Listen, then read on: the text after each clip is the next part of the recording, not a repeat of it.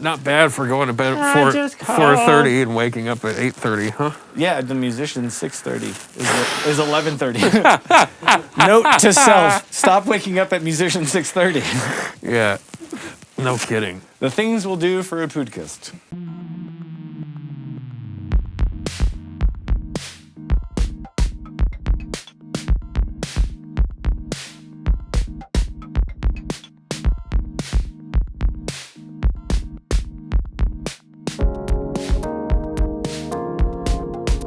Hello, the Sonic City Council is now in session. Thank you once again for tuning in, whether it's in your headphones, your car, your home, your mind. We appreciate you, fellow citizens.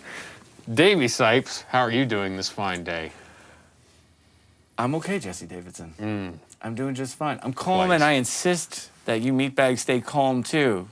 It's going to be a great day, but only if you stay calm. So pace yourself. Breathe. Here comes gavel. I think we spiked a level, but it's okay. It's okay. It's okay. It's okay. You're okay. I'm okay. You okay? Meatbags, you okay? I got to hit the gavel. You okay? You hit the gavel. I got. Great. I'm so proud of you for hitting the gavel that way. Yes. Jesus Christ, you hit the gavel so good. We're testing out the ASMR page that we're going to start soon. Yeah, just making sure these labs work correctly. It's like Zoe Kravitz in that one commercial. And I love you, Zoe Kravitz. Yeah. Girl, please answer my emails. Please unblock me. Get back to Davey. Please unblock me. Get back to Davey. Hashtag get back to Davey. I am happy to do a podcast with you once again, as always, forever and ever. Same but more. So the situation is you're wearing a mask because you have hepatitis. And yes. I just want everyone to know that not only did I have COVID in December, but I've also been vaccinated. And I also snuck in as another person and got a second vaccination because, I doubled down. Yeah. When you hit 11, you double down. Yeah.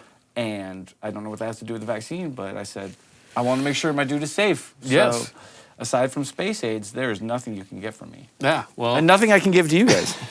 I was going to say, solid Rick and Morty reference. Yeah. I applaud you for that. That's why I thought I made that up. That's why you're the... No, I was going to say they... Shit. I was going to say they stole your idea. Yeah. Right.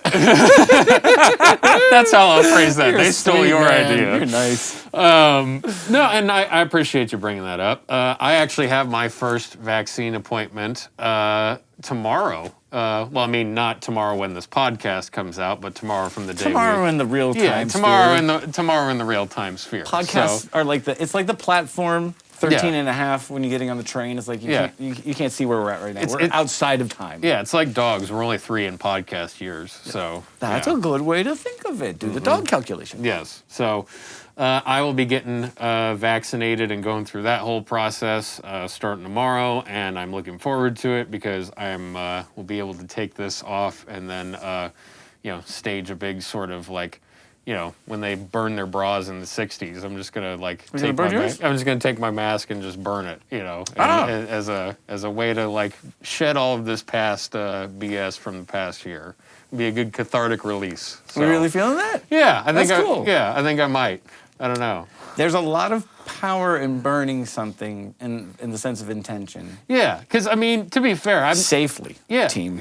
I was gonna say, I have a little fire pit thing in the backyard, so just throw it in there. Fire I like that. Yeah, it's I don't know. It's something that it's like I appreciate it. I appreciate that it guarded my face from COVID, and I'm glad that enough people that.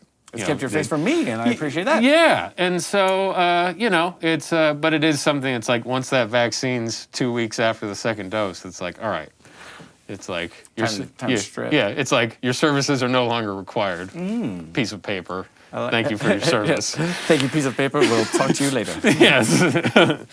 So, yeah, I'm excited for that, and then that'll mean, with both of us being the case, I want to start bringing in people to come in and play in the studio, and expanding out more in-person guests, and I'll bring my banjo, dude. It's gonna get live in there. Yeah, bring the saxophone, bring the banjo, bring all of it. Banjo. Yeah. So it's exciting times ahead for the Sonic City Council. So quite. Yes. And real quick before I introduce our guest, I want to say thank you to Amped Music, a local music store in Lancaster, California, where we are taping, and they're helping to bring you this podcast.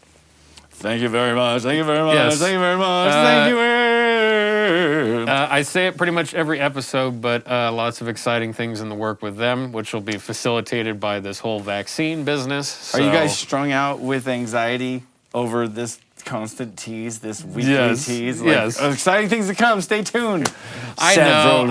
It's we're working out the logistics of it. So that's fair, and it's not you. Yeah, no, it's a whole group effort to possibly start filming things in VR and figuring out how we want to do that and all that kind of stuff. So it's technical. To keep up on all of those things and Amped Music, to get more information, please click the link below in the description. It's up there now. Yeah. I moved it. Yeah. I was going to say, Davey is the omnipotent overseer of the links. So if they go up, they go up. Yes, we'll find a synonym that replaces that one. I'm definitely not censoring you, but I don't love the overseer. Yeah, fair enough. How about Commandant? Okay, yeah. Keeping it Star Wars TNG. Okay, yeah, I feel that. Yeah. Well, speaking of wordplay... Indeed, we have master. Yes, we have quite a wordsmith on the podcast this week, along with an amazing songwriter and musical talent. It is the artist Tess, based out of Nashville. When she's a journalist, she goes by Tess Schoonhoven. And and then artist name, she just drops the last name and calls herself just Tess. Yeah, so she's Nashville-based and writes for American Songwriter, as well as a couple other prominent music blogs. But also, she just released her first singles on her own, sort of solo artist tip last year. And it was really cool to hear her style of music because I identified with the lyrics a lot, and I also just with my band Rogue, it's kind of in that same sort of stylistic vein in a way. I feel that. Yeah, and so it was cool to find a contemporary to relate to. That's excellent. Yes, just another one of those fantastic people you come across, and you're just like, wow, really off to the races on the songcraft here. I'm like, being a total I like to go through and figure out what's going on with a song and be like, oh, what's wrong with this one is that the tempo is really, it would be a better song at like another 10 beats faster. And, I'm always like analyzing. The secondary dominant is a great substitution that they use in that pre-chorus. Like, I'm that kind of person. And so I'm not going to get into that with these songs, but her songs are on a level that is just like, she could be the next big thing, I feel like. She's that good of a singer, that good of a songwriter, that good of a piano player, all that. Well, it's definitely, in this day and age, I think there's room for many voices and many stories and experiences to find a platform and an audience that resonates with it. Just by nature of the fact that you can put stuff out yourself and send music straight to people. So I think for her, definitely, she's going to have a huge audience for this kind of stuff in her own right, and I'm excited to just sit down and chat with her and, just get more of an insight into, how her perspective is, how her mindset is formed, her, creative process, if you will. What makes her tick? Ah, yes, that was her pet peeves. Yes, that was her peccadillos. Yes, that was the word I was looking for. Tick. Thank you. Tick. Of course. So, without further ado, let's get into it.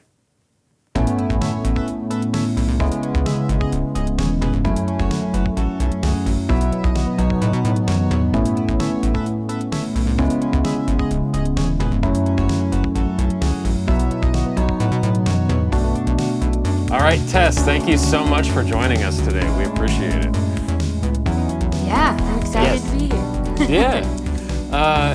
The funny thing about having you on today is that I relate to pretty much all the guests that we have, but I don't think we've ever... I try, and then other times it's very easy because we've known each other for a while. But in this case, you're a writer and a musician, and I'm also a writer and musician. So...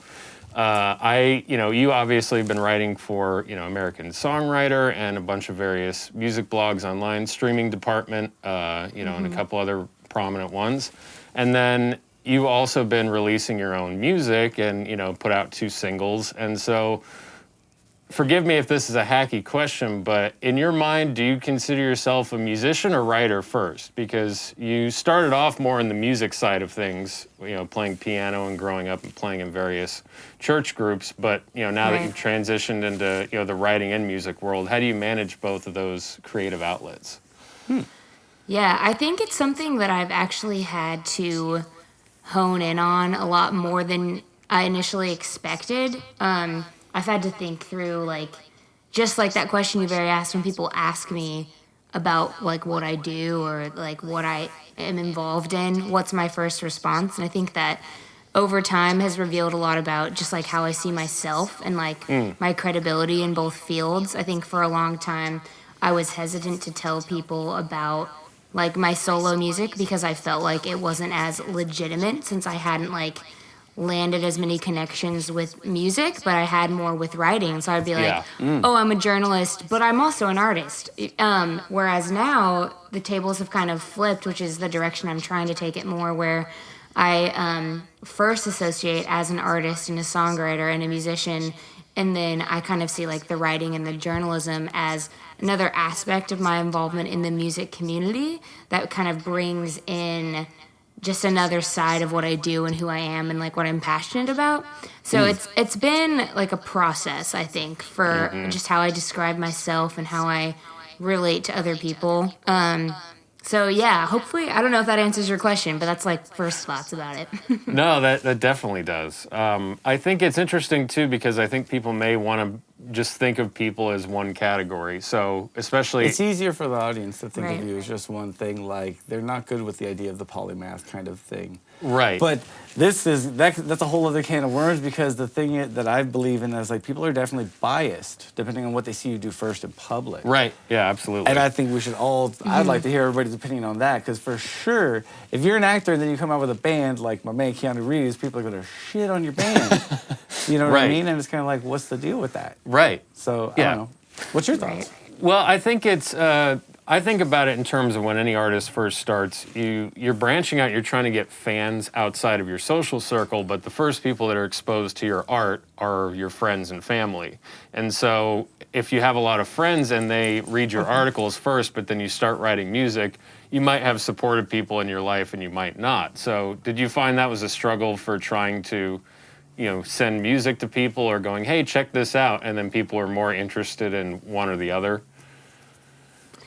I think that people were expecting me to eventually put out some of my own music, even though I didn't talk about it as much, because I've always been a musician and a writer Right, in both right. aspects. And so I think it was kind of like oh, okay, yeah, this makes sense. But then also I had to do a little bit of groundwork in getting just my persona going that way, if that makes sense. And being like, yeah, this isn't just like a one-time thing. Like, actually, I know I've been more public about my journalism, like, engagements, but a lot of that has been kind of just where the lines have fallen as far as timeline. So it's been a lot of just, like, presenting what I'm doing to people and coming at it with, like, my own sense of legitimacy to kind of set up the aura, if you will, for how things are going to go. Yeah. But people have been really supportive of both sides. I don't think I haven't encountered any situations where someone's like, how can you do both? Or like, what are you thinking of trying to be like a journalist and a musician? It kind of all flows together, and I think that's because so much of my like writings and journalism capabilities have fallen within music already. So I can, like, relate on a lot of different levels in those two fields. So Yeah. Well, and it definitely shows too, because in reading some of the questions you ask, and now that I've been, I've had a local column in our hometown newspaper here for a few years, covering local music and art stuff, and so I do that along with my music career. And ever since then, I've been really diving into what makes a great interview and how do you keep that engaging. And just reading some of your questions, it was really awesome to see how you phrase those. And I can tell that you have a passion for music and you've been involved in music, playing for a long time with the way you ask those questions, because it's very thoughtful. It's very focused on, trying to get the artist to talk about their story, because I'm sure that, you're, like you were saying, you're developing that for yourself at the moment. right. Yeah. And that's also, I find it interesting too, because they're two different career paths, right? Because one is about telling somebody else's story. The other is about telling your own story. And it's kind of two different disciplines, really. I see that, but I also see, like, it depends on how you approach it. If you're, you know what a fan you are of Hunter, I'm like, gonzo journalism is essentially like fiction from the inside out. That's true. So it's kind of like it's like you can always disseminate and draw lines, but there's always a way to kind of blur them too, I think. Yeah. How has that been for you, managing both of those, being involved in telling other people's stories, but then also feeling, because I read that in your streaming department interview where it took a little bit of like overcoming some personal anxiety and fears about, how will this be received? And I think that was really, when I read that was real, because I think we all have that to a certain extent, with whatever we're trying to do. So can you talk a bit about, that process of overcoming that, what if in your head? Yeah. Yeah, well, something that I think about a lot is someone else told me this analogy, and it's like really stuck with me, but it's like if you're in like an apartment building and someone asks you to describe the building that you're looking at like through your window, like you can describe that building like perfectly and be like, oh, it's this tall, it has these windows, blah, blah, blah, this is where it's at. But if they were like, now describe the building you're in, like you can't really see it that well because you're in it. And so I think I've had to keep that in mind a lot, and just like being patient with myself for learning how to present myself as an artist to people and like overcome those fears and figure out how I want to describe myself. And also I think like I've had to do a lot of just listening to the reality that other people tell me about what I'm doing and not get so caught up in like only what I can see. I think it takes like a lot of courage to actually like believe the positive things that people in your life tell you about who you are and what you're doing. Because we get so caught up in like our own perceptions, and I think that's something that I like really try to keep in mind as I am telling other people's stories. Is I'm like, I love what this artist is doing. I like love their music. I love their attitude. I love like the brand they've built for themselves. Like I want to share their story as closely as I can. But then when I look at myself, I'm like, I'm so easily like, I don't have anything to say. Like I'm not developed. I'm not legitimate. But I'm like, they're probably looking at me and thinking all of those things that I think about them. So I'm like, even though it feels weird, I'm like, I want to approach myself and like my own artistry with that same like respect that I give those other artists. And it felt weird at first, but I think if I don't do that, then I'm essentially like discrediting myself as part of that narrative that like I put on other artists, if that makes sense. And yeah, it's definitely been like weird, but I think I've gotten better at it as like I've owned the reality of the things I love to do. So yeah, good for you. Yeah, good for you. Absolutely. It's Thanks. not perfect. Well, no, nobody is, and I mean, I am. Yeah. But I'm blessed. Hashtag. Well, I mean, with the hat and that beard combo, I mean, what am I? It goes Indiana without. Jones at the bank. What the hell? Am I? Goes without Doesn't saying. matter. Goes It's without fine. saying. It's fine.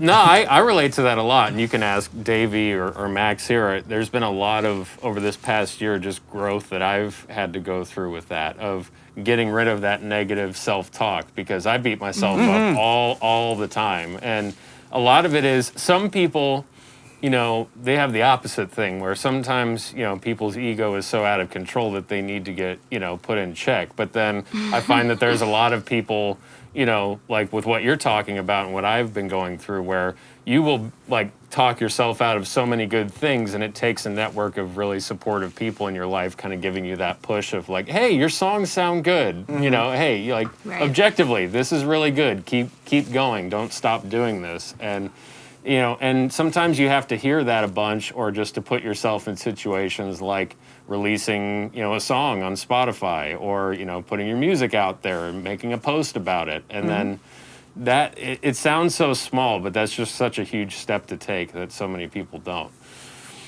Yeah, and like the balancing act of like the actual things I'm engaging in on a daily basis has been like a very interesting thing to learn, because I think when I first started putting out my own music and like putting my stamp out there that like, yeah, I write songs and I'm a solo artist and this is like what I do.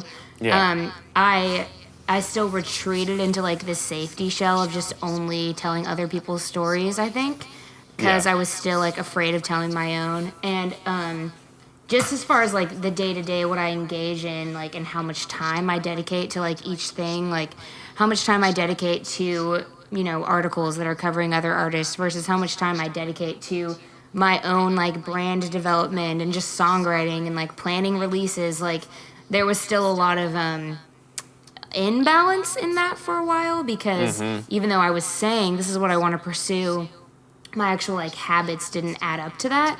And I think I've just had to like think through, okay, is my time and like the investment I'm putting into these things actually lining up with where I say my heart is and my actual like long-term goals? And that's been like interesting because I think like we can say whatever we want and like say we're doing whatever we want to be doing, but if like our actual day-to-day doesn't line up with that, then it doesn't really like make sense. So for me, there's been a lot of just like processing with, does my day-to-day actually line up with like where I'm saying I want to be focused, you know? Oh yeah, and that's another area I relate to a lot because, and I think if you're trying to manage all of those things and you're, you know, not, you know, putting in as much effort as you could be, then that negative self-talk kicks in and then you go, oh, is this something that I really want to do or am I good enough to do these things? And that's where you have to realize, no, I'm just still figuring this out. You know, I'm still figuring out what works for me and what my process is. You know? Yeah, that's real. Yeah. And yeah, I think it really shows too. Like hearing those two songs that you have out, you know, "Good for Nobody" and "Fade Away," it's, you know, I can tell that there's a lot of passion and drive and time put into those songs because just the way they're arranged, the parts in them, you know, like the lyrics and all. I mean, I was gonna say, I know that that's your passion is just, you know, really dissecting songs like that. So like, what was your first take on hearing those two singles? My first take is that both songs were marvelous. They were very just, they felt meticulously crafted, which I love. Good for Nobody is like, has a different sensibility to me than Fade Away. So to me, Fade Away was like a rock song that was like, I will let the pop audience decide if they're into this. But it, to me, just like, it just has so much soul. Your vocal is just soars. The kick and the groove of like, kind of a Benny and the Jets kind of feel. Yeah, a little loving bit. all of that, loving all of the synth versus guitar tones in there. Everything's luscious. And then Good for Nobody was like the pop song that surprisingly grabs me because I'm just so, you know, I'm so esoteric about my music. But it's like one of those songs where I'm just like, oh, snap, listen to this voice, listen to there's a story going on here. Yeah, well, like that pre-chorus section, I think it was the pre-chorus of the bridge, that just the way the chords move through that is like, you don't hear that in a typical pop song. No. And so, like, and when I hear that, it's got kind of an old school vibe to it of what you would hear in like classic sort of, it reminded me of Harry Nilsson, that, what's his big hit? Everybody's Talking? No, the ballad. Oh man, I'm bad with this cat. 4 hours of sleep, the ballad. 4 hours of sleep. No coffee. Maxwell, anything? No. Shrugs. Well, man. Shrugs Maxwell. Anyway, it reminded me of what you would hear in like 70s like pop stuff when there's a big sweeping bridge or like pre-chorus section with like a lush sort of orchestra vibe.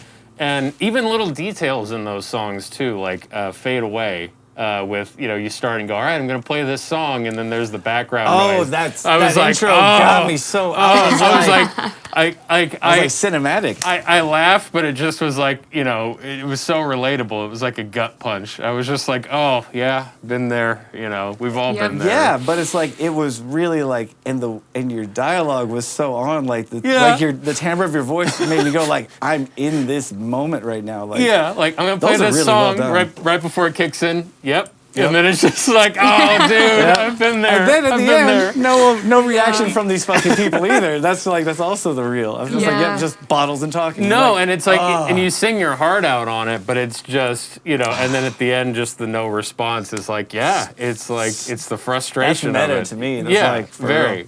And, you know, when I wanted to ask with this, hearing those songs, do you have like a real concrete vision for what that is going into it? Or was that like a mix of who your producer was and you, or, you know, the musicians you're working with? I really want to know like what your process is for crafting those songs. Yeah.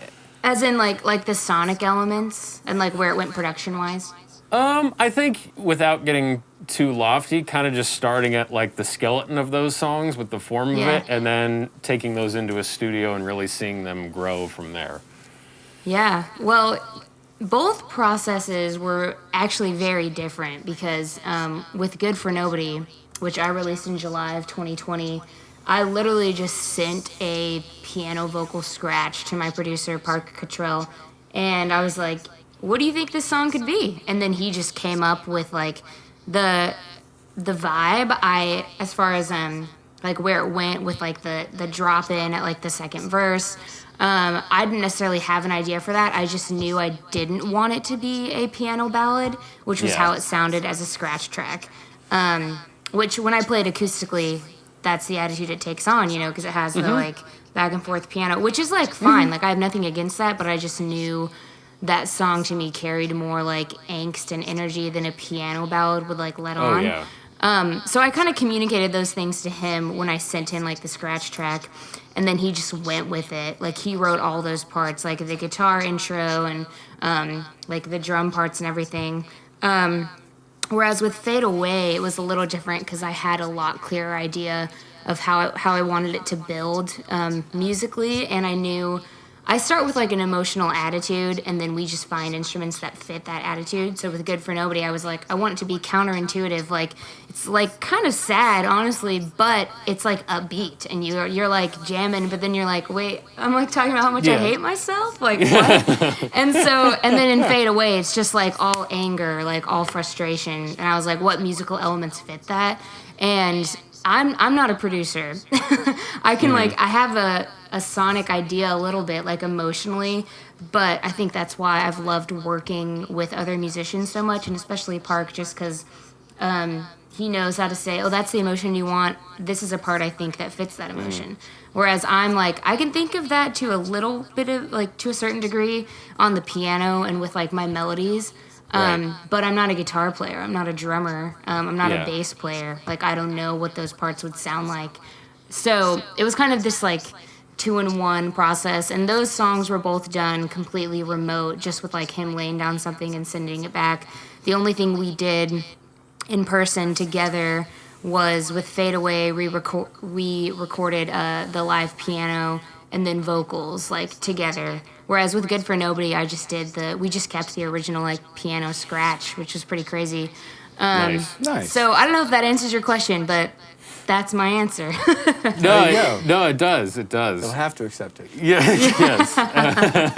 That's what you're getting. Yeah. There you go. Well, that's cool though, because it's I think with that collaboration, it would be unless you have an absolute vision of what you want, it's almost essential that you do that. And I always find that's more fun anyway, because it's that sort of volleyball effect where you hit something back to him, and then he could send something back to you that will then, cause like an idea loop back and forth of, ooh, what about this? And then it just gets to the point where this song is building and building and building, and then it's finally out there and done, and it's it's really kind of, for people that haven't written songs before, it's kind of, it's hard to describe what that process feels like, seeing this thing start from like a little idea seedling and then growing into a fully fledged, song, and then you put it out there and it's done. Like, it's really fascinating.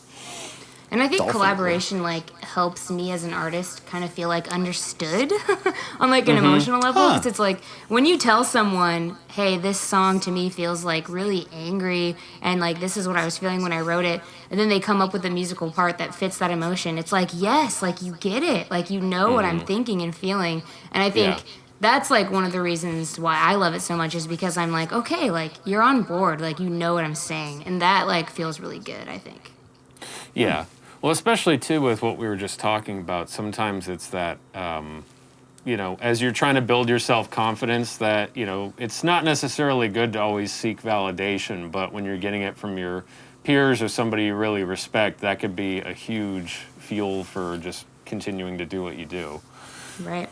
Yeah. Just Yeah. admit that you crave validation and let's move forward. We've already admitted this on past podcasts. This is, you know. We don't this have is- to do it again. You're right. Yeah. I always think of it as like I'll be okay. Like I know like my value and my worth, but also like it is nice to have people remind you of it.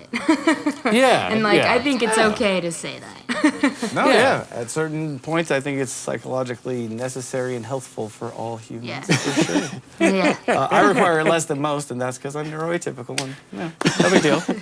Well, you know. Everybody's beautiful. Right. But it's also something too, like when you're working with, you know, if you've picked a producer to work with, or you start working with somebody like that, you're letting somebody into your circle, and you're Right. giving you're giving them a little bit of your own vulnerability. And that's a big deal, to be honest. Yeah. Like, So it's not just validation from, you know, I want everybody to like me. This is like, hey, I want to work with you. I want to share this thing with you. I have to be hope- vulnerable enough. Yeah. yeah. Dude, that to me is like clutch because, you know, I tend to try to write songs and it's like, it's hard to be like, you know, trying to tell back, so like, so this song is about like, you know, the one time I tried to kill myself. And it's like, Yeah. it's like, oh wow. It's like, we don't have to talk about that or anything, do we? Yeah, Like, yeah. We can, but do we have to? I'm like, no. No, but It's like, that's here's how it goes. right. But and that's the thing is, It's hard to bring that stuff up, is my yeah. point. Well, Yeah. and that's also you just bringing that up is you being the kind of, you know, happy, humorous guy that you are. You've got like, you know, this other side to your songwriting too, and it's the same thing with what for you sure. with what you just mentioned. So you've got this, you know, the contrast of maybe sort of an upbeat song, but you've got these lyrics talking about, you know, how you feel about yourself, and it's about finding the balance of, you know, working with somebody that gets the idea of it can be two different things, you know, and not necessarily the music doesn't have to match the lyrics, and there's a lot of factors in finding somebody that knows how to translate what you want, for sure. Right. Yeah. Yeah.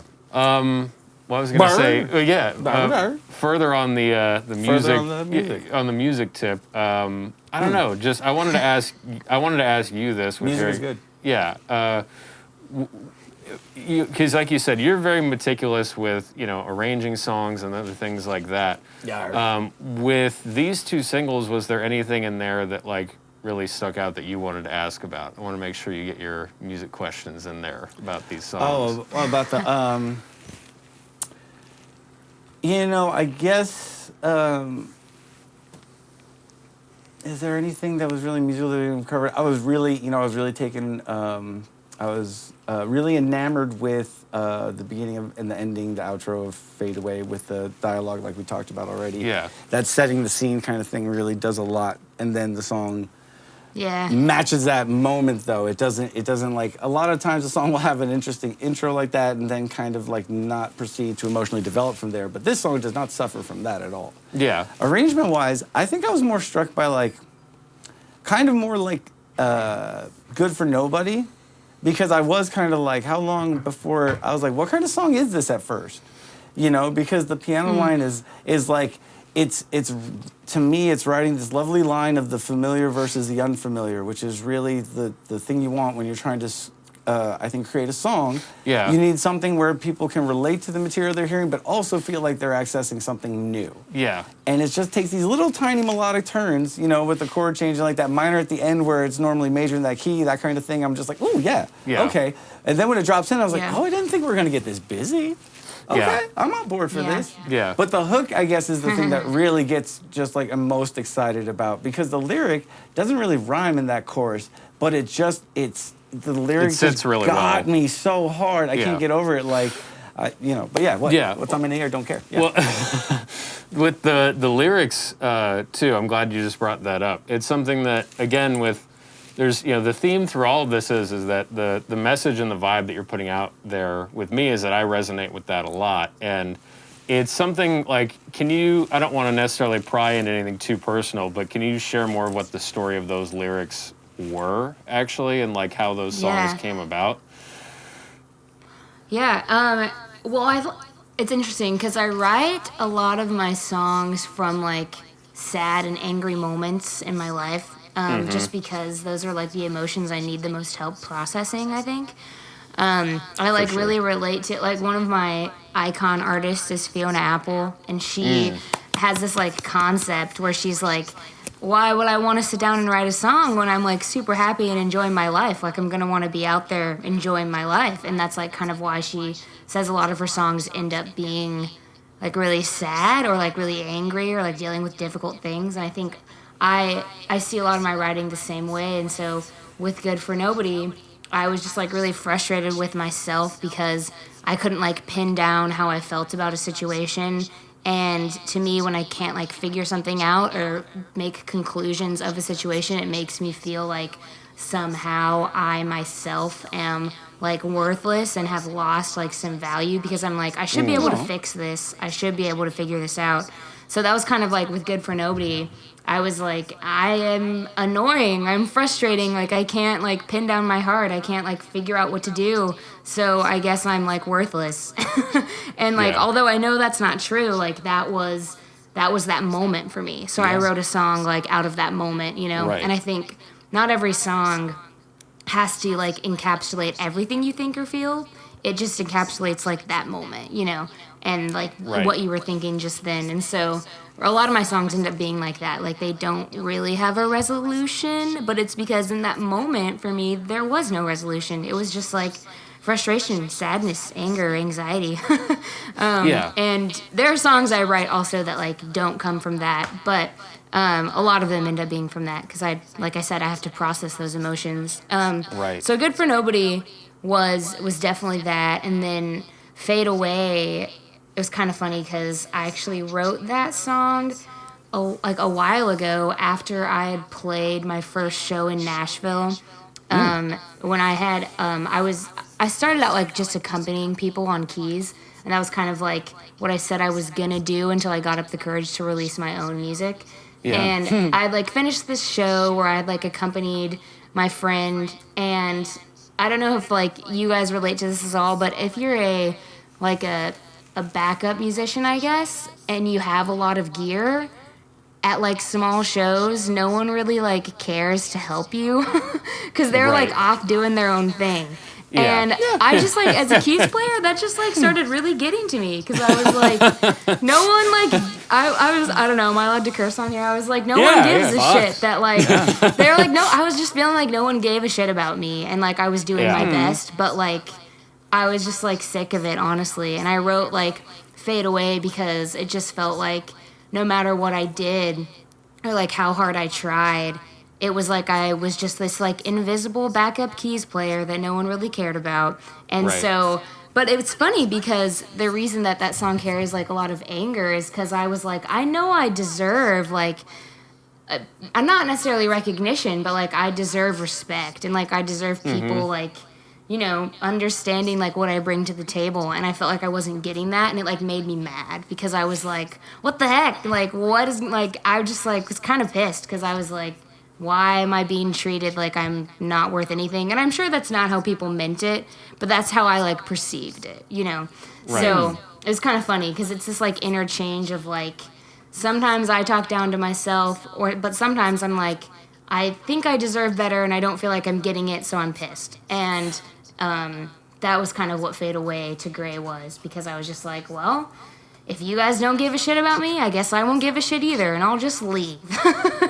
So that was kind of what that song, the inspiration behind that song was. Well, and that, no, that's, I mean, that's relatable for all of us. Breakdown. Yeah, no, absolutely is. It's, and why that resonated with us so much is that we've all been through that as musicians, I think. It doesn't matter if you're just, you know, accompanying somebody on keys, if you're, you know, in a punk band in your youth and trying to book gigs and play in different places, you're doing like cover band stuff. It's like anybody who is a musician. Well, anybody who's a musician trying to go through the motions of just, you know, putting yourself out there, booking gigs, trying to, you know, gain some traction. Just the vulnerability of that. But and then just like the blanket indifference or rejection that the world will, you'll face it. If you try, you will face it. Like, you can't succeed without it. Yeah, the road to success is paved with a lack of respect in like so many ways. That's oh my God. That's the cement that holds the cobblestone street together. Is just not respecting people. Indeed. And it can be hard to, especially, you know, somebody who already beats yourself up about things. When that happens, you go, oh, yeah, I knew it. And it's like it becomes like this weird self-fulfilling prophecy in a way. Feedback loop. And it's, and this is all going through your mind as you're plugging in instrument cables and, you know, like setting your keyboard up on a stand. No, that's the worst time for that. Oh, God. Yeah, that's, I mean, I've had that moment as I'm playing a song on stage with a band. I've been like, I'm not feeling it, and then I just have this moment in my head, like, this has happened to me in the past, where I'm like, oh, it's like, they know I suck, and it's like, I'm thinking that as I'm playing a bass groove. No! Well, I mean, I haven't done that, I haven't done that in a while, but like, that was like me 4 or 5 years ago, like, as I was doing gigs, I could easily go down that rabbit hole and end up in that spot, if stuff starts to go wrong. Yeah. Okay. Yeah. What about you, Tess? Does that sound something familiar to you, or? I think that's for like me, my heart a lot hurts of now. I think it's been, it sounds weird to say, but like less of the like actual musical performance act and more of just like the involvement and like the community and like the respect. I don't know if that's making sense, but like, I've always been the person that has like a ton of gear that I'm having to set up for everyone else. And it's always been like this weird, like, I don't know, like, does it matter if like I don't know, just like, do people care that I like, or notice that I'm like trying to put in effort and like do my best for the situation? And I think it's like that and a combination of just like, I don't know if that makes sense, but it's well. Do you think Nashville both, itself has something to do with it? Like, I'm not gonna start. We don't have to start like hating on Nashville, but does it maybe have to do like? Is there a bit of a caste system or something at play that makes that vibe there? Because obviously you're a very smart, intuitive person. So if the vibe is there, you're like me. You're probably picking up on it. So it's probably not there. Yeah. At least some of the time. For sure. That's my non-paranoid theory. When people. I think I can tell when, like, people are only caring about themselves in a moment. And that is weird for me because I've always been the type of person to be like, I'm here and I'm going to do my best and, like, I care that I'm here. But also, like, how are you doing? What do you need? Like, what can I do to support you? Because I've always gravitated towards, like, supporting roles just because I, like, want everyone to be their best selves and, like, do their best. And if I can, like, aid in that, I want to. I want to be able to aid in that, which like drives a lot of my journalism, honestly. But I think like in the musical performance world, it gets me down when I feel like I'm the only one with that perspective. You know? Yeah, straight up.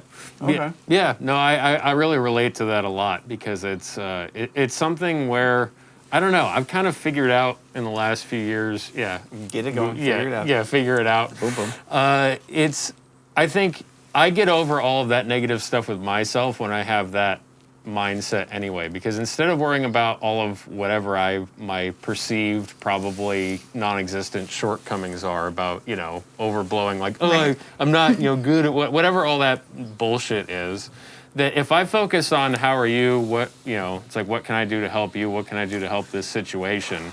That's really, you know, going to be better for me in the long run. And that's how I look at my writing too, because Good song too. and with Eagles. In the long run. Yeah, in the long run. Well, with the band stuff too, like, you know, as a bass player, like stereotypically, I'm not the person that everybody's looking at, and that's totally fine because my job is to be the bridge between, you know, what the drums are doing and then the rest of the band. You know, it's this weird melodic / rhythmic role, and it's not supposed to be at the forefront of attention. Sometimes I have moments in songs where there's a spotlight on it, but it's really to support everybody else and the singer and make, you know, everybody else sound good. And once I kind of accepted that that's my role in life, is just to be that person, that things have flowed a lot better. And actually, a mentor of both of ours, a local music teacher here, Nate Dillon, who was also in your band back in the day. My fearless leader. Yes, who we've had on this podcast. And he was an instructor of mine, too, when I was in college. He broke it down for me that he played a lot of Dungeons and Dragons as a... Just a shit ton of Dungeons. Yeah, as a young man. And there's all these different classes in Dungeons and Dragons, right? There's like a warrior, there's a mage, I don't know, I don't play Paladin, it. Yeah, dwarf, yeah, a wizard, whatever. dark witch, Yeah, so warlock. right. Keep going. But there's one class in there that's a healing class that nobody wants to be because it's not fun and you don't get to like slay dragons. You can't kill anything. You know, yeah, you can't kill anything. But you need a healer in the group to keep the whole party alive. Otherwise, you'll perish. You know, fighting whatever you're fighting in Dungeons and Dragons. So he said, you're the healing class of people. It's like, it's going to be really frustrating, you know, because people will turn to you for, I don't know, advice and input and help on stuff, but you have to, you know, like that's who you are. And it took me a little while to accept that. And it doesn't mean that you can't do your own thing or, you know, pursue your own interests, but you have to have this selfless thing about how you do it. Because it's, I get that. it just, I don't know, that is, as soon as I adapted that to my approach, it's just everything became better. And it just, you know, I started to slowly like let go of a lot of those insecurities about myself. So I think it's a good approach to have with just, you know, being selfless like that. Yeah, I really like that. Yeah, I think Yeah. it's, I think that like Fade Away, when I wrote that song, I was probably like less acceptant of like where I had landed in a lot of situations.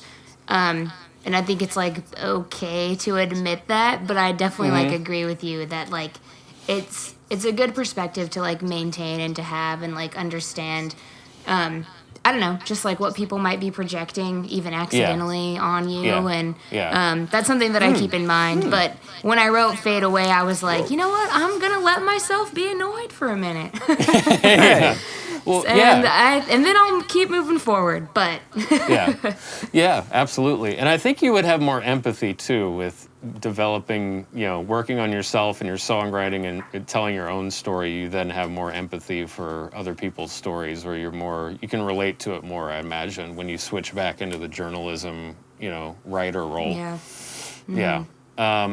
And that's something I wanted to ask too with, you know, since you just brought up the Nashville thing, thank you for being a good co-host and jogging my memory. I don't know where you got your start initially or where you were born, but you must tell us. Yeah, Please. and you've dubbed this term your origin story on the podcast. So 500 words or less for you, my test. yeah, so you don't have to go through the whole entire thing, but I want to hear more about how you started and, you know, your music life as a kid, and then how you sort of transitioned, you know, moving to Nashville and what it's been like adapting to that, because that's also a huge shift for somebody to completely uproot their life and move to a bigger city like that. And I'm always curious to hear everybody's story on that. For sure. Yeah, well, I'm actually from California. That's where I was born and raised. I would have said Midwest for sure. No, I'm just kidding. You just got that Midwest kindness thing going, you know? So it's like, Damn, okay, I guess you need to be California. more of a bitch so people You don't just, think that. you just need to be more like, yeah, bro. I was going to say, you're not nearly cynical enough to be from California. Yeah. Oh gosh, when I first moved here, I had the whole like long curly blonde hair thing going on, and everyone's wow. like, "Oh, of course you're from California," but I definitely have changed a lot since then. So Okay, it's okay. pretty funny. But yeah, I born and raised in California. Was born in LA. Okay. Then I moved to like the central part of California, like near like Yosemite, if you guys know where like that national park is. Yeah, Yosemite. The Valley area. Lived there for a while, and then my family moved up to the Bay Area, which is where like my immediate family still lives, near San Francisco. Okay. But then I actually went to college in Southern California, Where'd you go? in a city called Riverside. I don't know if you guys know where What Riverside up, is. Riverside? Yo, we're the outskirts, so we represent the outskirts, and Riverside is also the outskirts of LA. Yeah, it's on the the other side. The other we're side. north, they're east. So yeah, Yeah. we fuck with Riverside. Yeah. Yeah, so I studied music and journalism in college. So, well, music journalism and PR, the like PR and journalism departments were kind of like combined at my school.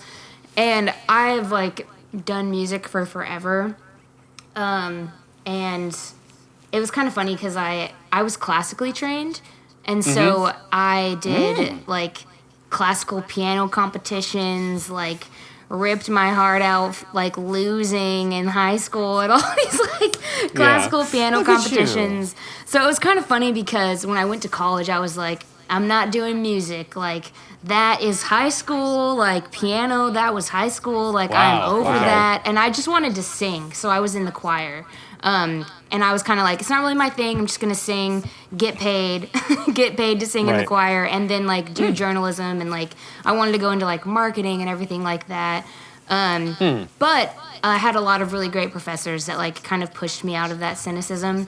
And Nice. were just like, you're a great pianist. Like, you need to pick this up again. And it like Good for took them. me a little Yeah. while to accept that. My freshman year of college, I wasn't very much in that mindset of like, no, I'm not doing this. I'm just gonna sing and do the rest of my life. But then I kind of was like accidentally forced to like accompany a choir on piano. And then, like, just like, you know, that process. Like, professors know how to do that to you. They're just like, Yeah. oh, you play? Oh, yeah. Like, come to rehearsal on Thursday and play for our 200-person choir. Shit. And then Yeah. you're like, oh, Yeah. damn. So that was kind of my experience. I was, like, Yeah. against Yeah, it, yeah. as cheesy as it sounds. But I had a lot of really great people around me that were like, no, you need to do this. And I'm super grateful for that because, I, like, fell in love with it again when I saw it from a healthy perspective. I think that, like, when I was younger, it was very competitive driven. Music always was like, you're the best or you're the worst, and there's no in between, at least on, like, the classical spectrum. I grew up with, like, the whole point of music being to win competitions, and, like, that was it. So just, like, it was very unhealthy for a really Yeah. long time. But in college was just a process of, like, healing that and learning what it looked like to actually, like, enjoy music and, like, do what I enjoyed in music. And then yeah. and that's when I started doing the journalism thing. And I just loved how journalism, like, gave me the opportunity to meet people and to talk to people. And I just realized, like, I loved being able to write about something, whether it was, like, a news story or someone's, like, feature story or someone's project, and, like, them feel seen by it and, like, be thankful and, like, be proud of it because of the way I was yeah. able to communicate it. And so it was kind of this weird, like, I fell in love with both of those things. Like, I fell in love with music again and with telling people's stories in college. And so when I graduated, I was like, I don't want to lose either of those things.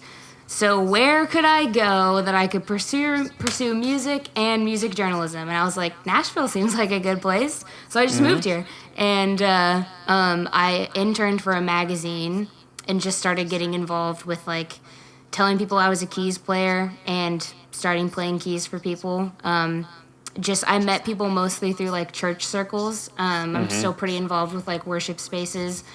And, yeah, things just kind of built from there. I definitely feel like it was a big jump to move here, but also I'm a very, like, cautious person. So I didn't move until I had at least one thing lined up, which for me was, like, the internship with the magazine. And I don't think I would have moved if I wasn't able to, like, get that lined up, just because I probably would have been too scared, in complete honesty. But I was Yeah. like, I need at least one thing that's, like, pulling me out there. So, yeah, I did that, and then I stayed after the internship and just worked in the service industry. I, like, worked at a pho restaurant and a coffee shop and just, like, played keys for people. And through, like, the people I met through that first, like, magazine internship, I started getting introduced to a lot of, like, music publicists, and that's kind of how I started doing, like, the music journalism thing and started doing, like, Yeah. freelance with that, because I met, like, a lot of the PR people, and then through that met, like, a lot of the outlets and started doing, like, copywriting, like, bios and stuff like that. Right. And through, like, the independent artist circle, like, in Nashville, it's very weird because I feel like there are two pockets. There's, like, the annoying, like, prestigious, like, pocket, and then there's, like, the really, like, supportive, open pocket. And Yep. thankfully, Yeah. I found ways to, like, dive myself into the open, like, everyone share all our opportunities, like, you meet this person, you do this, you do that. Yep. So I've really tried to, like, stay in that space, and that's kind of, like, honestly how I've landed where I'm at now, even with, like, putting out my own music, was just, like, one of the people who went to my church, her husband was a producer, and he was looking for more clients, and I reached out, and here we are. So it's kind of like, Yeah. I don't know. I've just like made a big effort to put myself in the supportive spaces, and it's worked out pretty well, even though it's been honestly really hard. Like there've been a lot of times where I'm like, I'm done, I'm going back to California. Right. But I haven't, so here we are. Yeah. Well, and That's like the reverse of every other origin story. Like, going back to California is not how usually people, rage quit their situation. People like But get on you're me. unique. They're like, why would you move here? And I'm like, okay, do you guys want to be able to afford a rent? Because I do. yeah. There's obviously that. Yeah, seriously. Well, and it's, you put out there, or you get, what you're, oh, hold on, take two. Yeah, you attract, yeah, you're doing great. Sound speed. You attract what you put out there. And I could tell that just from the initial impression I got from the TikTok videos that I saw of you, where it's like, the fact that just your whole vibe and the way you put it out there, it's very genuine. And so when you move into those spaces, like, you're moving to a new city like that, and you want to find that open, supportive pocket. If you're being that way, you will find that, and you'll get more people in your life like that, as opposed to the people that are only concerned about themselves, only thinking about, whatever, just only thinking about what they can get out of a situation and things like that. Right. So I think you're definitely on the right track with that. And again, with the journalism thing, you have to empathize and relate to other people to tell their stories. And that's huge. Instead of just being concerned on your own projects, by nature, you have to be, somewhat empathetic and concerned with other people's goals and dreams and aspirations. You have dreams? Sometimes. Yeah. I wanna usually know at about night. your dreams. Usually at night. Oh, those kind of dreams. Yeah. You could just write those down. Yeah. Write them down. Write them down. Well, and also too, can I just have a journalism moment with you real quick? And I wouldn't compare myself to you writing for, American Songwriter and other stuff like that. But it doesn't matter what you're doing. Like for me, especially with the town where we live, and interviewing people who've either were born in the Antelope Valley where we're at. Or died here. Yeah, or died here. I haven't interviewed anybody who's died here yet. I haven't done that. I've interviewed people that still live here and they're just local artists, people who've moved to other cities and they're, songwriters and things like that. Or I've interviewed people who have, they tour and they go all over the country and then this is still kind of their home base. And it doesn't matter who it is, when I've interviewed people that, I see the response that the article gets from just even doing a simple interview with highlighting like a new release that they're putting out. And then seeing somebody's mother or relative going like, oh, that's that's so-and-so, I'm so proud of you. Or people have taken stuff that I've written about them and framed it, and like just because they got an article in the paper and it's like, oh, well, I didn't, for me, it's like, I was just looking at it as like, I just want to tell a good story and that's it. I didn't think about the ramifications of how this would make people feel necessarily. I'm just trying to do the best job that I can. But then seeing people really like it to that point of being really proud of it is just, it's this interesting feeling you get from it that I don't quite know how to describe. It's really fascinating. Yeah, I think it has to do with what you were saying about the like healer thing. I definitely think it ties into that because you're like, really? I think so because in a sense you like are subconsciously helping them like have some joy, and to me that's healing for sure. Because you're like, wow. I don't know, you're getting to play a part in something that means a lot to someone else. And I think that brings a lot of just like meaning and joy to life. And I think that's a big root of even like music period is like for me, I see like my ultimate like life thing is I just like want to better accept love to myself and then show that love to other people. And like I do that through every outlet. Like my music is that because I'm processing things that I am going through, and then like I want people to feel seen and heard through my music. But then like journalism is that too. Like if someone's gonna feel loved, if you will, by having like their story communicated well, then like that's me fulfilling that like overarching life goal, if you will. And like that's very high level and like emotional, but I definitely think like, yeah, it means a lot to have someone feel like understood by something. And if I can like, I know how much that means to me. And so I think with journalism especially, it's so great to be able to like do that for other people. And I even like, I interviewed a girl this morning, another like indie artist who I'm going to be writing about for the blog. And she like had reached out to me about it. And I was like surprised because I was like, wait, like you want me to write about you? And like you like my work? I like still have that like, wait, what the heck?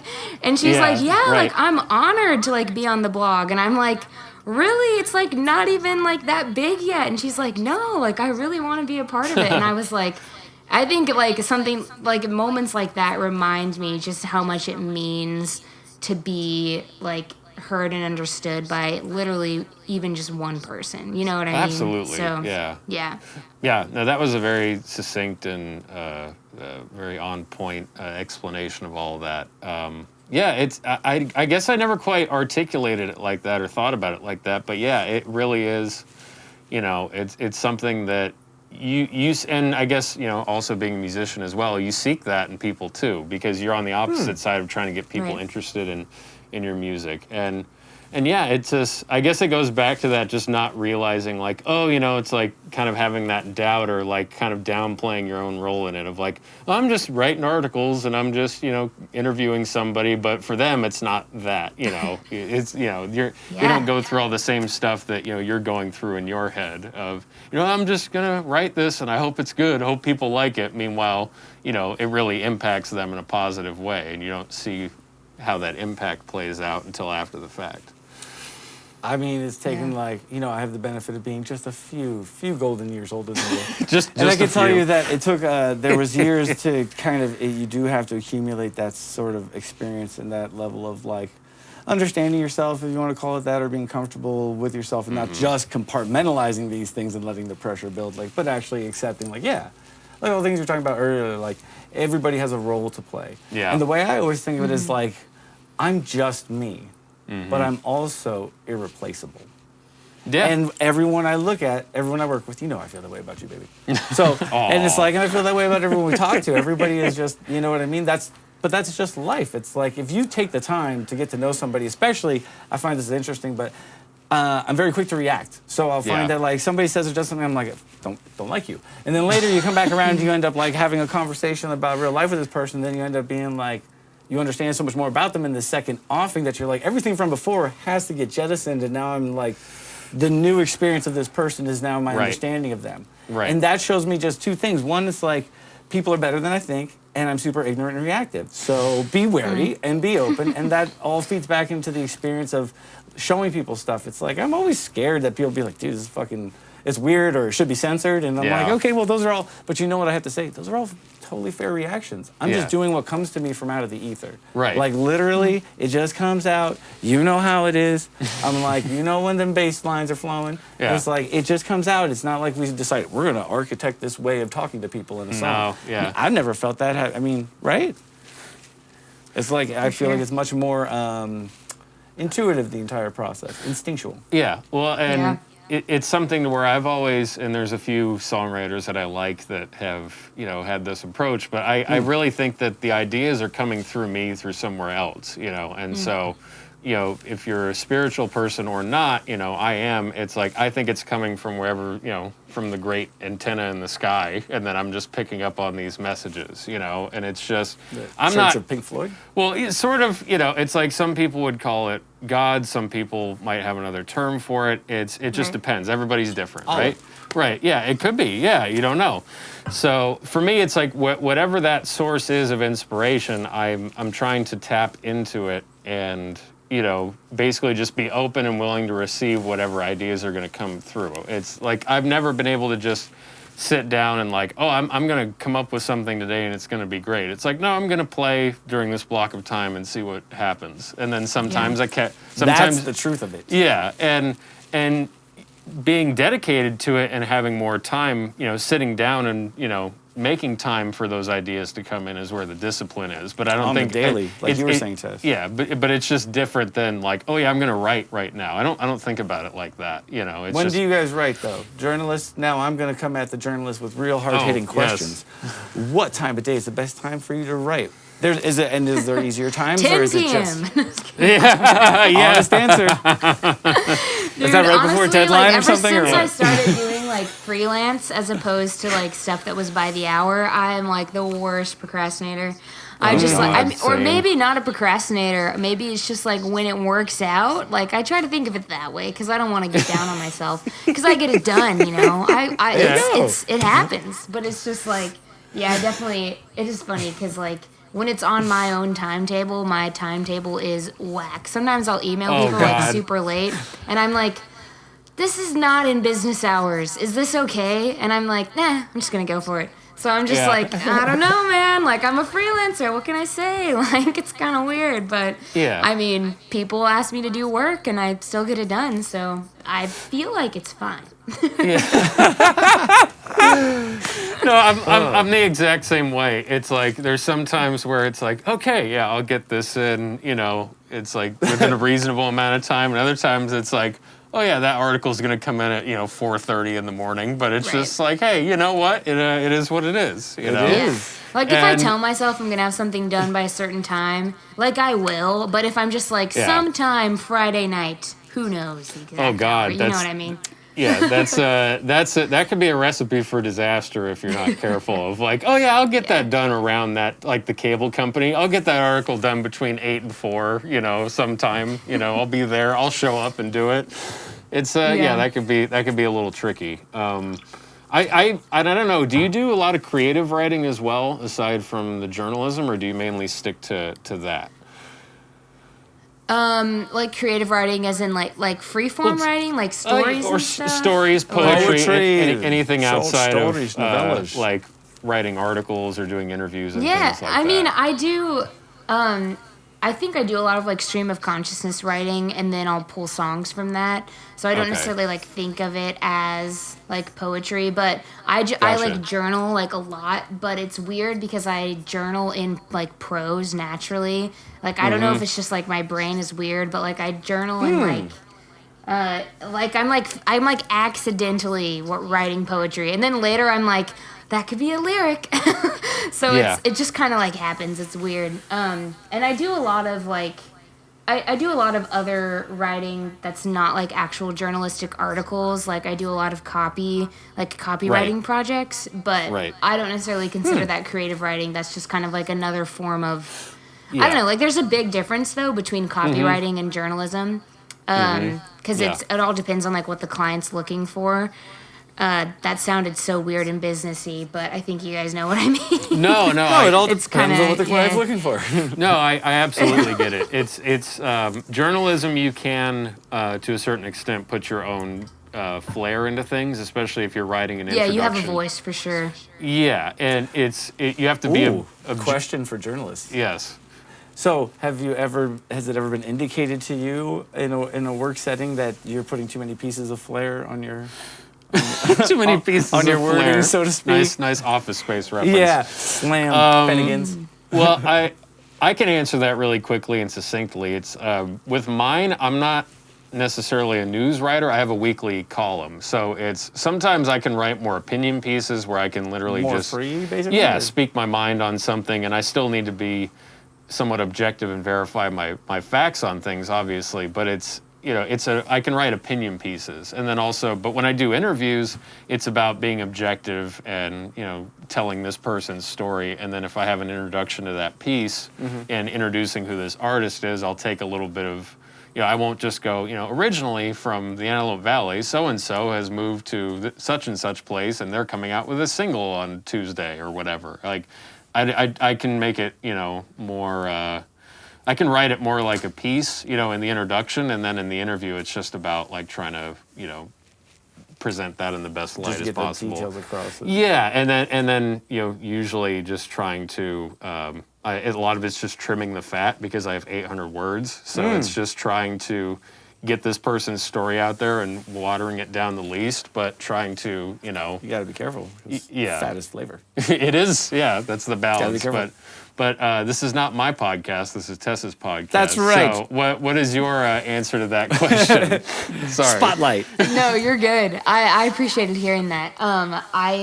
It's kind of weird because I think I felt more like negativity in how I was, or negative, I guess, like reactions to the ways I write in college, because it was like, here's your very strict, like, here's the way you write, like, good journalism.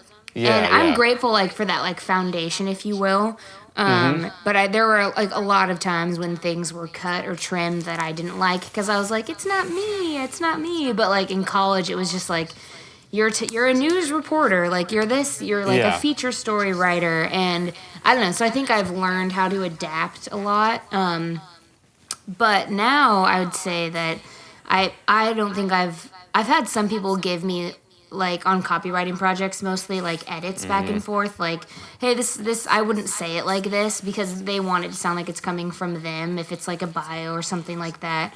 So I think I just try to be aware of like what the point of, like, the project is. I'd say the blog that I write for is probably where I include, like, my own voice the most, because Yep. it's from me, whereas, like, Yeah. a bio, it's just supposed to be representative of, like, that artist or, like, that Yeah. business or something like that.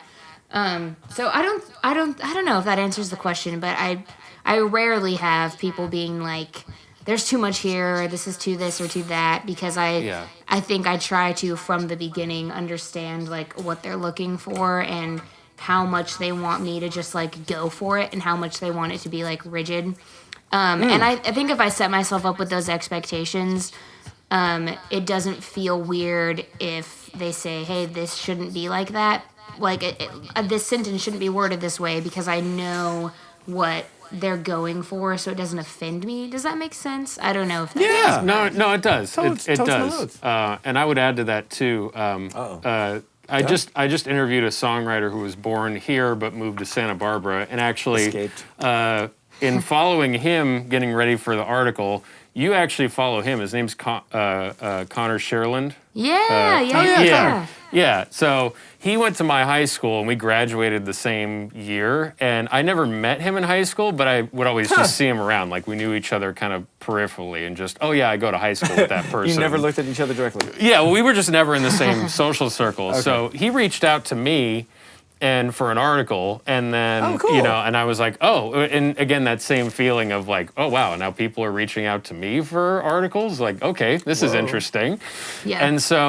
And then I was like, oh yeah, actually, I remember you. We went to high school together, and he was like, oh wow, no way. And like same year, and like we got into that whole conversation. But in writing the introduction for his piece, because most of the article is his interview, but I had about 50 or 60 words at the beginning, just kind of an introduction to who he is and a little bit about what he does and his influences. And I was relating it to, I was thinking of the theme of this article being, okay, we went to high school together. And so I wanted to talk about, it's been like about 10 years since then, a little more than that now. Long time. Yeah, a long time ago, yes, many moons ago. Yes.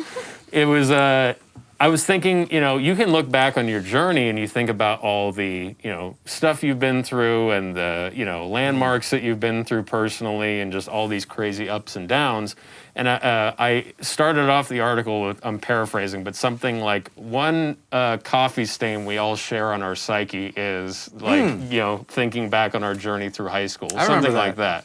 And like, I don't know why, but that was just, I think because I was drinking coffee at the time, and I just thought about like, and I don't know why, but I always have a tendency to put my coffee cups down on things that aren't coasters. So like magazines, notebooks, things like that. I end up with rings of coffee around them while I'm working. And then I look at them and it's almost like what's that, a Rorschach test? Like, what do you see in the coffee? It's like, it kind of makes me like, A little bit. it's got that vibe to it. And so I just thought like, everybody has coffee stains in their life, and they all look different, but they're all kind of the same. And it was just I don't know, it's probably a bad metaphor. No, I like it. But It's like the tea leaves analogy in a way. It's kind of like it's just more contemporary, more American. But it was just, I don't know. That's what good journalism is. That's what good writing is. Yeah. It's like taking these things that would otherwise, it's like aphoristic or metaphoric, and it would be a trope, except you gave it your own, you put some polish on the rims. Yeah, oh, thank you for that. And the only reason why I bring it up is like, I thought, was that too much flair? Like, is somebody going to be reading this article and go like, I don't, coffee stains, and then it's like, this is not what I wanted in my interview,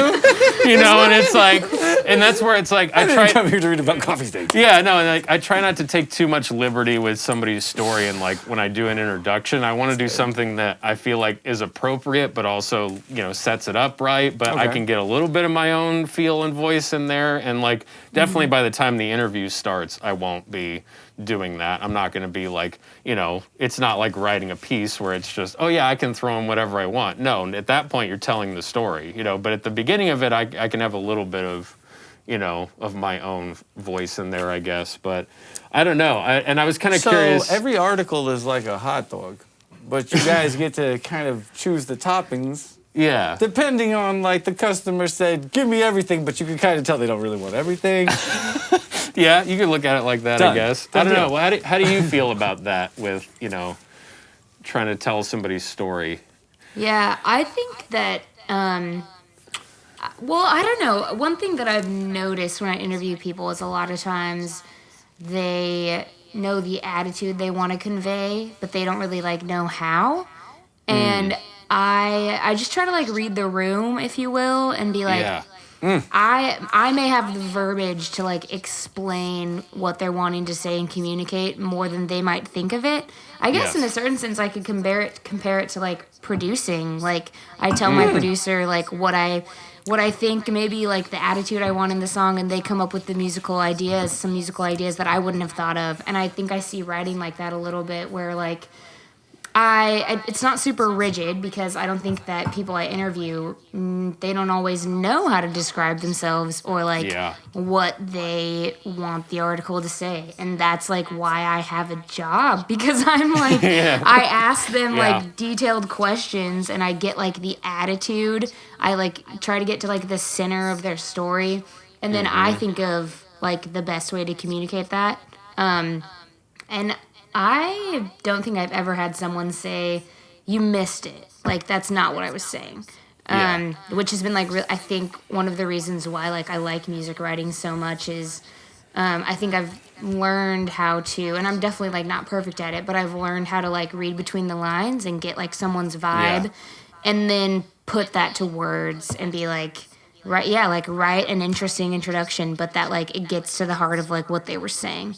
Even if they might not have always been able to describe it themselves. Like what I do a lot for like bio writing is I'll be like, what are like 3 adjectives that like you would describe your persona by? And then based on like those 3 adjectives, I like go deeper into that. Like I write like a paragraph, about them. And I think that part's really fun because I'm creating something that represents them, Yep. And it looks different every time, but it's still getting to the heart of like what they're wanting to say, Yeah.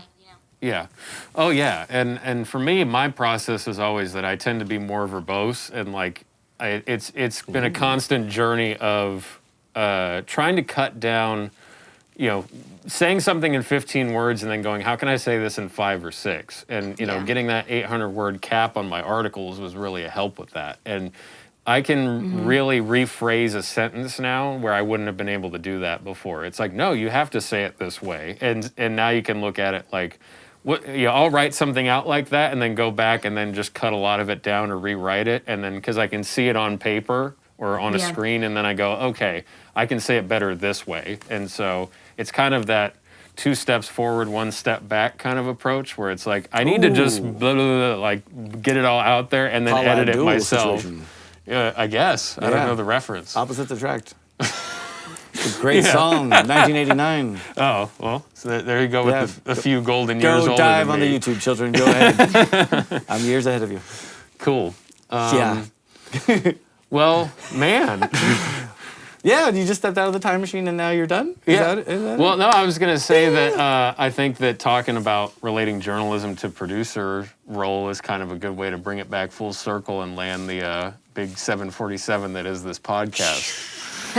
So, if thou wishest it thus to be true, thus thine, thus they. Yeah, unless I don't want to leave you out of the equation. Hey, so. you know what? I'm feeling great. I've had a good time. I liked asking the journalists about journalism questions because, you know, I'm a fellow writer in a sense, but not an established journalist. So I love this kind of things. But I did want to say I was really kind of excited to hear like your kind of regular process for writing song stuff and lyrics. Tess is very similar to mine. It's like it is like a stream of consciousness to me. It's like I always call it like I just go burrows every day. Like I literally write very bad burrowsy kind of things just off the top of my head. And I write like 3 or 4 pages, and at the end of the week, I go back and I like type that into the computer. Yeah. And everything that seems prescient or actually inspires me to write something worth doing, everything I do literally comes out of that same process. So I just want to say, like, I like your style. Yeah. That's awesome. This was a great conversation, and I hope you enjoyed coming on the podcast today. We had a great time. We did. Yeah, I love like the freedom to talk about like both of the fields of music and music journalism like interchangeably.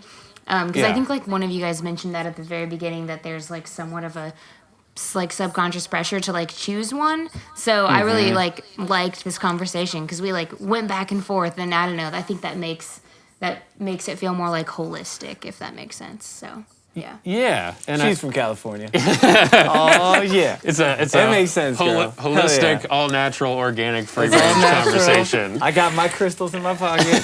Oh man. Yeah, feeling the vibe. Cool. So thank you so much, Tess. And real quick before you go, anything else you wanted to add or anything you wanted to plug? Go ahead and let the people know. Platform. Well, I'm actually getting ready to start the rollout of my EP, which I recorded in March. So I'm really stoked about that. The first single for that one's going to be coming out probably within the next, 2 months. So I don't know. If you aren't following my music, now would be a really good time because I got some, heart-wrenchers coming your way. I can't wait. Yeah. Well, there will be links to Tess's music and her socials and all that good stuff in the description, so please check that out if you have not already. Cool. All right. Cool. Thank you so much, Tess. Have a great day. Hey, thank you guys. You're awesome. Thank you. Appreciate it. You're awesome. You as well. See ya. Blessings. All right. Bye.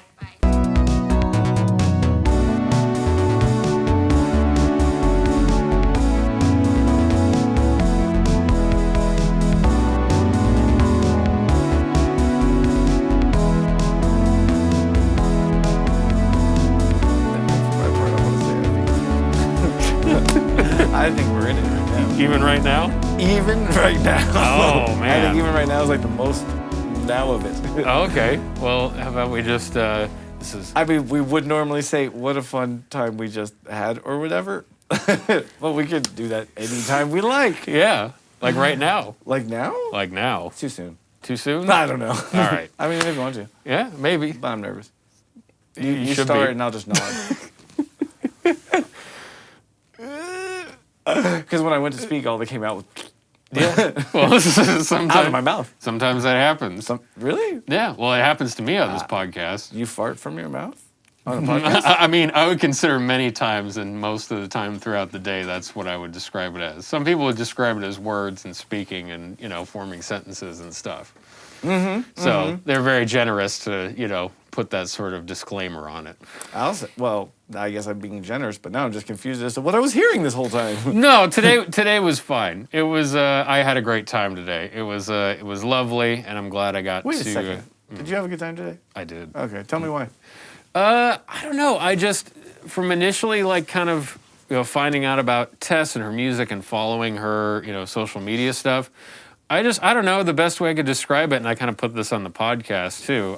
I can relate to it a lot, and I just felt like sort of a similar sort of mindset and mentality on things, and then hearing her talk about, how she approaches journalism and writing and all of that. There was a lot of points where I was like, oh yeah, relate to that, relate to that, relate to that. And it was just cool to talk to somebody. It was, in that same sort of cut from the same cloth, I guess, if that wouldn't be too too bold as to say that?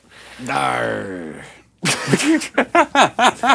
Yeah. Sure. You pick your metaphor. And it's like, yeah, cut from the same cloth. Yeah, it's like about ships and sails or something, right? Yeah. Yeah, I'm feeling that.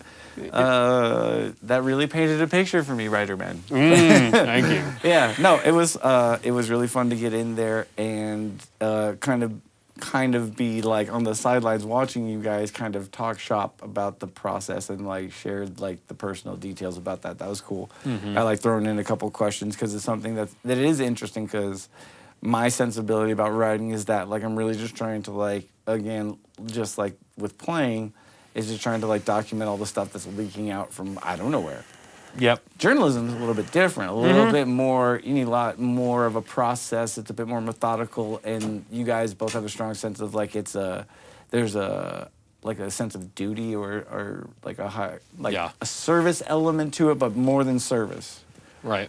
In service of important things, let's say. Yeah, it's I always look at it as your voice should unless you're like me where I get to write, opinion pieces more or less, then that's all you. But besides that, it's my voice takes a backseat to whatever the story is. You're using your voice to, like we talked about, filtering this person's experience, and you have the verbiage and maybe sort of the articulation that this person doesn't have about their own story. And it's funny that we were talking about self-assessment and how you look at yourself, because if someone's telling you their story, you're going to see other things in it as they're talking about it that they're not going to necessarily see or be able to articulate. In the same way that your perception of me and my perception of you is going to be different than what we're thinking and feeling in our own head, and someone else could be like, oh man, you're so talented, you're such a charismatic, musician, performer, and you might just be like, I don't know about that, and you don't see that part of it in yourself. You're more critical or whatever, just generally speaking about people. So, well, we were speaking about it on person-to-person level, so now that's just you and me. Let's dig into that. Oh.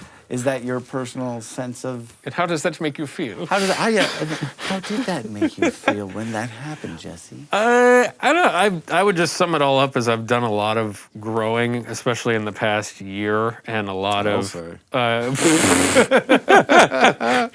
Podcast talk. Sorry. Yes. No, it's been a huge change, and not even a huge overnight change, because I'm still going through it. And it was a lot of breaking down thoughts and perceptions about me and then trying to rebuild new positive ones. And it's been not easy by any stretch, because a lot of it isn't even necessarily hard work. It's just tedious, repetitive work that you have to do over and over again. And because you'll have moments that just purely talking about creativity, moments will come into your life where you would have had a typical reaction to something. Like, let's say you're presented with an opportunity to write and collaborate with somebody. Your first thought is, I can't do that. I'm not talented enough to do that. I don't have the skills to do that. Instead of that being your first thought, if that's your problem, then you have to try to shift it around to like, oh yeah, maybe I can do this. Like objectively looking at this thing and going, not being afraid of, working with, other people, or not being afraid of possibly, I don't think I'm good enough to do this, whatever that means, and it's just retraining your brain, instead of that response coming as your first thought of, I don't know if I'm good enough to do that. Your first response could be, yeah, I'll give that a try. And that could be like the healthy response you have for it. So sounds healthy. Yeah. Well, and there's a multitude of different ways to look at that. Like the performing thing I mentioned. There were gigs where if I missed a note or flubbed something, or I didn't play something quite right, it starts and I go, messed up on that. And then something else happens because you're already overthinking it. And then it goes to the point to where you're just in your own head, like for a whole hour set or a whole 3-hour cover band gig.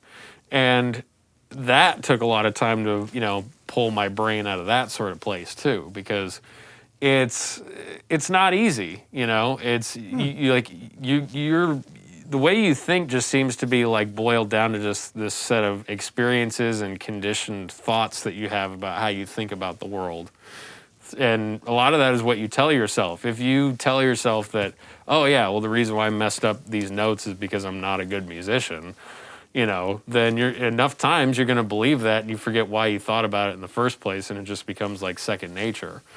I mean, I don't want to speak for other people. That's just stuff that I've gone through, and I don't feel that way anymore. But it's a transition, That's a good share, though. It's interesting to understand that much could come along with something like this. I guess. I guess for me, I've always had this sort of lucky way of thinking and relating to whatever I make as just like it's I don't want to say that it was like a dismissive thing, but early on I got the impression from people like the first thing I did was write, actually. Write and play drums. And I would write raps and poems and stuff and show them to people and go to open mics, and people were like, this fucking 12-year-old kid is insane. And people would be like, you're a weird dude. Like, your shit's all right. It's like, you're out there. And I was like, when you're 12, that's like not necessarily the thing you want. It's like even then, a freak like me wanted some form of acceptance. And then what I come to realize, I think, during that time frame, doing the same thing, just trying to get better at like what I did more, I realized like in a sense that's their version of accepting you. Like just learn that like you're dreaming of a compliment that you would want to give yourself is what you're really, and if you're fishing for that, then you're petty. Yeah. And I had to unpack my shit and be like, that's what that is. If you really are looking for the approbation that you would want to give your own self, then like don't expect that. And it'll be easier to understand where people are coming from, because not everybody has the gift of language that you do or Tess does, or when I take my pills that I have. So I think that it's important to just make that recognition for yourself that like sometimes when people, like, to sum it all up, sometimes when you think people are slamming you, like that, they only have the ability to be so nice about anything. And a lot of times I recognize when something seems like an underhanded compliment, I've always been the type of person who's quick to feel people's general energy, their sensibilities. They don't have to tell me a lot. I just get it from their language. And that right there says there's somebody who treats himself that way. So I kind of feel empathetic. Like I feel more, I don't want to say pity, but I feel more like I'm going to treat this person gently, because my sense of myself is like, I do what I make what I do and I like it. Otherwise I throw it out. Yeah, you know what I mean? So I guess that's the other side of the coin, is just like, I literally make it to listen to again. Yeah. The people that make songs like, oh, I can't listen to it, I can't watch what I did. I was like, that blows my mind. Yeah. And there's lots of talented, wonderful people I've worked with and admire way beyond our station who say that as their refrain. I'm like, I can't even imagine that. Like, why would you do it if you couldn't look back? Like, I love looking at my goofy outfits, like episode 6. Episode 5 round table. I love this shit. My fucking beard keeps growing. Like, and you too. It's like, rocking the soft kill blazer. I was like, yeah, boy. Like, I don't know. I can't not watch this stuff to see the progression. It's not great. Absolutely. It's just what we're doing, and we want to make it better. Right. Well, and I used to be that way about everything I did for a long time. I couldn't stand listening to it. And it wasn't until, I'd say, a few years ago, like right around the same time of like going through all this growth and like the beginning of that stuff, I actually enjoy listening to when I do a good job on something and I'm happy with the performance on it, I can listen to it and not hate it anymore. And it sounds really simple to say, but it takes a long time to get to that point. Like, and it was weird because the first times I had that experience, I almost didn't believe that I just played what I played because it sounded too good. I went like, that's me? Like disbelief, like not even, wow, that was good. Like, that was me? Like, I was just shocked that I heard myself back, coming back through Pro Tools and going like, why does that sound so good? And like, it sounds really dumb, but for me, I had to go through all that to now I can listen and like, if I don't like something that I do, it's from an objective place of I could have done that better. And I can give you examples of how that is. And so as long as I'm happy with the performance aspect of whether it's a podcast, and that's just being comfortable and being in the moment, and that's not as much, that doesn't require as much thought for me as like laying down like a bass track or something, let's say, or writing a song or writing a piece. Why doesn't it? Because it's trying to get to the same place, but it's just different ways I look at it in my mind. Like the podcast is, I want to be just coming off of working on a song, writing a piece, and living like the creative life, and then I sit down on the couch and I let it out, and that's like my goal. And so it's like you're pulling the it's like dropping a fish into water, basically. It's like if I'm living creativity and we're talking about creativity, it should just flow out of me like it's nothing, is the ultimate goal, right?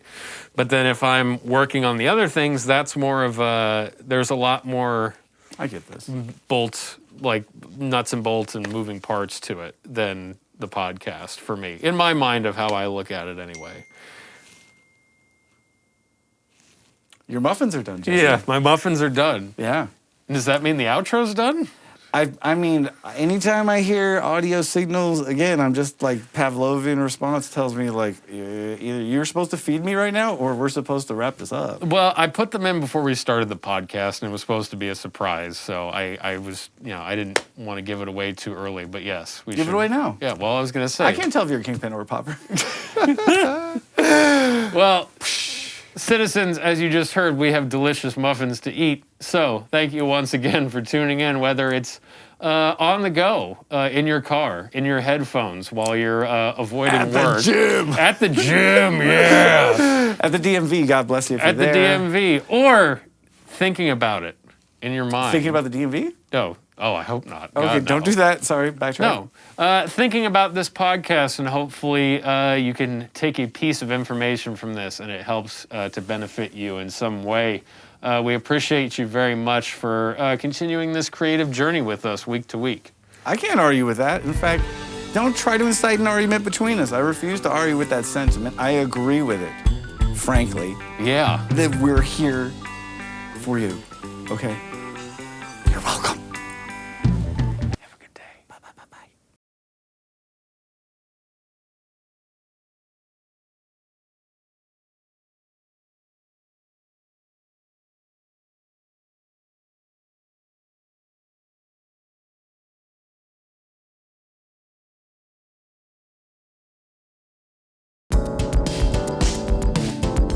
Sonic City Council was created by Jesse Davidson and Davey Sipes and engineered by Max Taylor at Desert Sound Studio in Palmdale, California.